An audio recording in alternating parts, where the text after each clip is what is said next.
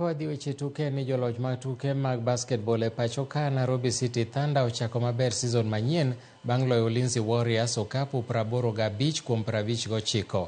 E tugono manogo e alap manyayo, Thunder ma bende tim makende mar Kenya madhi e tuke mag BAL kata Basketball African League notugo maber chakre robo mokwongo nyaka giko.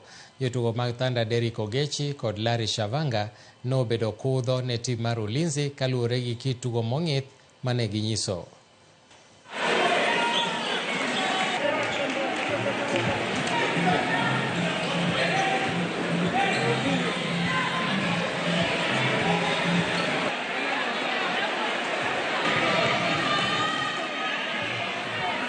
I think it's a really good synergy.